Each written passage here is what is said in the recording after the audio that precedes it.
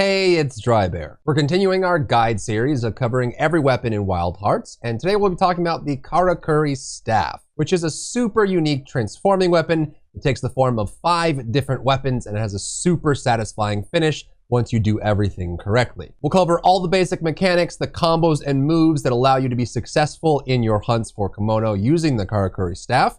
If you found value in this video, leave a like down below, subscribe for more gaming content, and as always, if you have any questions or comments for me, feel free to pop by my live stream. I'm live every day on twitch.tv/Drybear. Come by and say howdy. Now let's jump into the Karakuri Staff. A quick tip, if you didn't know, you can come up to any of these training bears that exist in the game. You can activate the train, and then you'll be able to turn on attack tutorials. And if you do that, you can learn all the moves for any weapon, not just the Karakuri Staff, but any weapon you want to test out that's new. You can certainly turn that on. And you'll find one inside of Minato in the bottom right, built in. There's one in the Haragusumi Way next to the initial spawn. And of course, you can use your Dragon Karakuri to spawn whichever ones that you want anywhere in the world. Just unlock that through the tree and you can place them down and allow you to not only test DPS, but it'll also allow you to learn new weapons and functions that you may want to try out. Let's talk about the Karakuri Staff. It starts out in this default state, which is the staff form that you'll find on the icon for the weapon itself. And as you might guess from the name of it, since we are summoning Karakuri and these are magical creations that spawn and transform and do all kinds of crazy things, the Karakuri Staff, just like the Karakuri Katana, can transform. So we'll talk about this from the perspective of PlayStation keybinds. But just keep in mind that like most hunting games, there's 3 inputs that you have to worry about. Attack 1, attack 2, and your special button. For PlayStation, it is square for attack 1, triangle for attack 2, and then your special is R2. For Xbox, it's X, Y, and RT, and then you have your own binds for PC, so you can translate that as it goes forward. So in its default state, the staff looks like this. If you press the special button, it will transform and cycle through the weapons that it has available. There are 4 weapons total that it can cycle through, and the 5th is its final transformation state, which you have to do special mechanics to unlock. But you can cycle through these. It is the exact same order. It will go staff into dual blades. Next, it will go into the shuriken. Then you'll transform into the spear. And then once you're done with the spear, it goes back to the staff. It always goes in that order. And that's important because then it becomes predictable. And as you're transforming through these play styles, you'll know what weapon's coming next. So you can kind of plan ahead and use that as your rotation. Each one of the weapons has its own light attack or attack 1 combination and its own heavy attack and attack combination. So let's start with the staff. If you use a staff, you have this kind of basic combo. It's a 2-hit chain that you'll be able to hit through. And then if you do your heavy, you'll do 1 slam, jump up, and hit down. This one's great for breaking specific body parts that may be up in the sky, but that's going to be your combination there. When you go to the dual blades, you have a few combinations that are pretty useful. Your light attack combo jumps forward and lands. You can continue this if you hit the attack 1 again, which will do 2 or 3 more hits, and then end with an upward slash. And you can also do this kind of crazy flourish, jump forward, attack 2 combination that will jump forward, do its damage, and then you'll land and do that as well. If you switch to the shuriken, this one gives you some range. It does have a close range attack 1 combination that looks like this. You'll be able to attack and then attack again if you're kind of coming off of a movement. If it's baseline with nothing stored up, you'll just do the single attack that'll end like this and you can't continue it. And then if you press the attack 2, you'll have a ranged attack. He'll throw the shuriken and it'll be about this distance away from you. It'll hover in the air, dealing damage repeatedly, and then it'll come back to you and you'll catch it. When you have out the spear, you have a couple combinations. You have this single hit here, which is an overhand smash that ends. You can't continue it unless you have other combinations we'll talk about in a second. And then you have your forward attack, which is this channeled spin drive that does damage. And what's actually cool is you have some hyper armor when you're using this ability specifically. So when you actually see the wind effect land on the spear and it starts glowing and spinning, that actually will allow you to eat some projectiles and also some forward attacks that are not crazy, super attacks. And even if there are some medium attacks that you take when using this ability, you'll actually have hyper armor, so you won't get staggered when you're doing it. So you can actually use it to attack through certain targets. So those are the 4 abilities, or the 4 weapons that you have at base. The mechanic that comes with the Karakuri staff is pretty straightforward. You'll probably have noticed already that as I'm doing these combos, every time I finish a combo, I glow orange. Just like the Maul that has the ability to time a special to activate, when you do that on any one of the weapons, if you hit special when you glow, it will transform the weapon into the next state and automatically perform what's called a mutation attack. So you will attack here, land, hit it, and all it hit was special. It automatically transferred into the staff and did a mutation attack. If this mutation attack lands, it has to hit the target. You will get 1 bar of progress on your blue bar in the bottom left. You'll notice there's 8 ticks there. So if you land attacks, do the combo there, it glows, you hit the special, boom, you build up your bar. Now, the next part is what you want to be aware of, and we'll talk about combos in a second.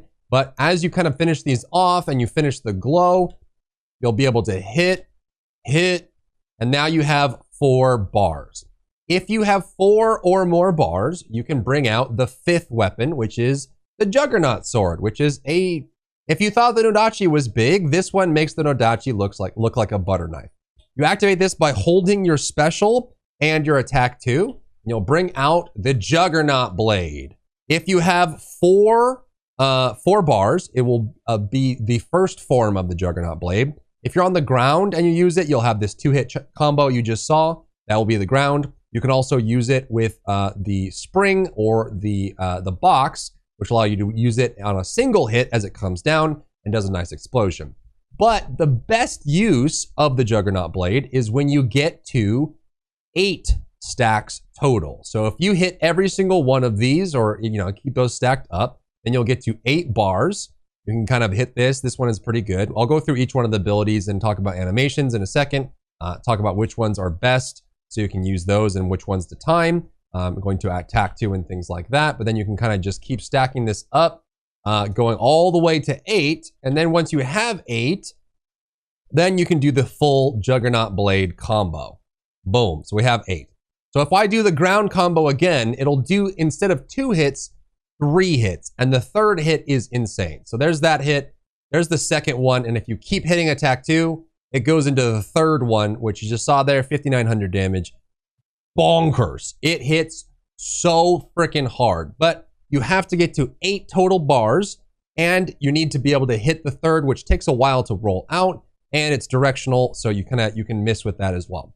Keep in mind that if you do have a bar activation here, if you don't hit the target for a little while, it's not too long. You have maybe 10, 15 seconds. I don't know the exact number, I didn't count, but you'll notice after a while, the bar in the bottom left will glow red, which means that it's about to expire. So if you're not hitting transformation attacks for a period of time, eventually you'll lose all of your stacks and you'll have to start back at 0 again. So obviously you can't just hold on to them. You have to be continually hitting the target. This doesn't matter if you hit the target at all. You have to be hitting mutation attacks in order to keep that bar active. So if I don't hit this, it'll fall off. But if I hit a new one, it'll reset the timer and give me a new bar, which is pretty cool. Now let's quickly cover the Karakuri attacks, because they are pretty straightforward. Doesn't matter which state you're in. If you go off a springboard and attack, it will always use the dual blades. And when you land, you will actually have a flash there. If you activate the flash when you land, it will always bring out the spear, which will kind of arc up over you and can hit multiple times on some of the bigger monsters. If you go up into the box, it will always use the spear on the way down, which has multiple hits as well. And when you flash, it'll go into the dual blades for this really cool flourish. If you hit that mutation attack, it will give you 2 charges instead of 1. And the reason for that is because you can't follow it up. There's no flash after the follow-up on the plunge or the springboard. So if you do this, land, and then flash, and then do this hit, you see there's no flash afterwards. So I can't continue this. So it just generously gives you 2. So if you land that attack, that is available for you as well. The same thing goes for the plunge attack off of the glider if you have that. The glider one's actually really fun. You can pick up the glider, go up in the air, and then you'll do this kind of like Beyblade spinny dervish attack. And when you land, you'll have another follow-up, which if you hit that, has a crazy damage window for using the shuriken. This one's actually really useful for mobs or kimonos that have big AoEs, where you can go above them and you can go into the shuriken attacks. The glider is really good for the Karakuri staff. And then again, once you have your stack up here, you can use these with the Juggernaut blade. It's the same function. Go across the spring, activate your Juggernaut blade. It'll come out for a single hit, and then you'll land, and it'll use 4 bars because it was a single hit. Same thing goes for the box. You can climb up on top, activate the Juggernaut blade. You'll do this big slam down for damage. It'll take 4 bars of energy, and then if you don't have any, you can bring this out for like no damage here. It's really slow. You want to have charge when you use it up. Now let's talk about combos and using the weapons together. The most straightforward way to think about the weapon is that you're just going through several attack chains until you get charge, and then you bring out your Juggernaut blade. Because it's a fixed rotation, it's not as, you don't really have this tool bag of weapons you can choose on the fly. You're just going through the hits. And you can choose either the heavier attacks or the lighter attacks, but let's go through an example of what this would look like, starting out with the staff. The staff is super flexible. It's actually pretty decent damage if you go for the light attack combo. And without any charge and no combo potential, you'll just do this 2-hit, which is pretty nice. You'll do this 2-hit and you can activate. I have found for the staff, it is faster and more reasonable to just go into the heavy attack, which lands, you have a flash, and go straight into the dual blades. When you go into the dual blades off that, it'll just be a single hit, which won't flash. You have to keep this in mind because some of the weapons will do the part of a combo, which won't actually have a flash, which means you can't continue it. Now, if you do a heavy, like a attack 2 off this, it will flash, you can continue. But if you do the first part of the attack 1, it won't. So if you're gonna do the attack 1, you have to hit it 3 times, and then you can activate it, which has the shuriken here. You can go straight off that into a hit, but I've found that if I'm at a good spot, you can aim the shuriken pretty easily and get some serious damage on a weak point. It's super great to run down the length of a kimono and have it come back. So usually when I switch into the shuriken, I'll go straight into an attack 2. And then right when you catch it, you know it's going to be a follow-up there. And then you go straight into the spear, which will do the overhead smash right off of the shuriken, which you can instantly trigger to go straight back into the staff. Then again, back into the attack 2. Follow this up over to the shuriken. Hit this here. Boom, into the dual blades.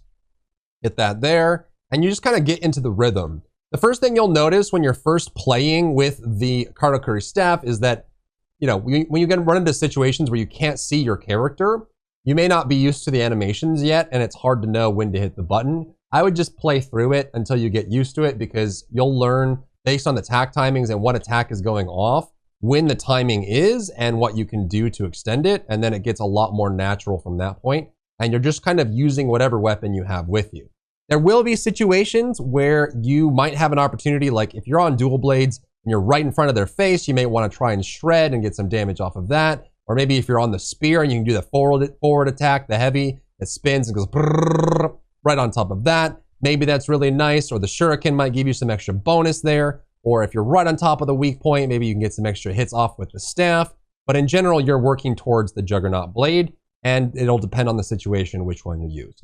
And then once you have this set up, you can go, I personally love going for like a chain trap, and then when they land on it, and then you just go straight into Juggernaut, right into their face, hit it into the 3rd hit there, and it gives you plenty of time to land that big hit. And then you're right back into your normal combinations. So I think the Karakuri staff is more intimidating at first when you first start looking at it, but it's actually pretty straightforward once you understand how to use all the weapons. You're just getting used to the ranges and effects that you have for each of them and how to use them all together.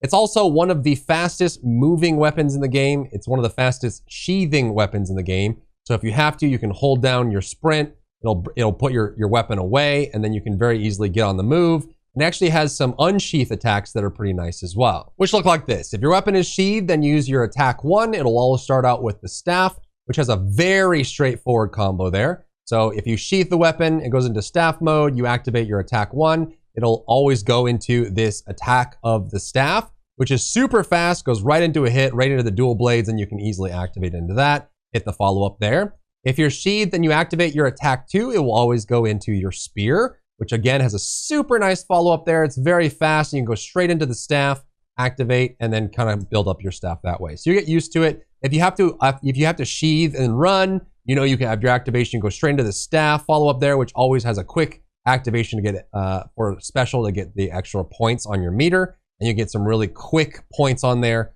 Build up your Juggernaut blade and then go straight into it, which is really nice. And then, yeah, that's kind of the combo there. If you're trying to maximize the Juggernaut blade, you want to go for some of the faster attacks that trigger that special window faster than the others. The staff, you want to go down into the attack 2, which activates right into this. When you have the shuriken, there's a couple situations where you can actually activate a really easy follow-up there. And there's one where you can actually go up into the air and you go right back down to the ground. And right when you land, you can special right away. I think the heavy is super nice for clearing gaps on the dual blades, which allows you to go straight into it. If you have no combo potential with the spear, like if you have no meter right now, you can go into the very easy one-hit overhand. If you have meter, you'll have a 3-hit on your attack 1, which looks like this and does decent damage, but it takes a while to get to that special point. So if that's the case, I usually will just do an attack heavy, which I think is a little bit faster for the spear, just to get that extra transformation, get the energy out, and then go straight into the meter building, straight into the Juggernaut, so that I can get the kill there. And that is the Karakuri staff. All the combinations, all the mechanics, how to use it. Hopefully this demystifies it for people that are interested in it. It's a super awesome and fun weapon to use once you get used to it. And it actually has, because it has so many wide ranges of distance on attacks and combination attacks and speed of attacks, as you get more and more comfortable with it, you're able to kind of dance your way around the battlefield, doing tons and tons of damage and creating your own windows of opportunity, which is pretty cool. If you found value in this video, leave a like down below. It helps me out tremendously. And if you have any questions or comments for me, feel free to drop by my live stream. I'm live every single day on twitch.tv/Drybear. Come by and say hello. If you enjoyed yourself today, leave a like down below. You can support me and my work on Patreon and view Patreon exclusive content, link in the description.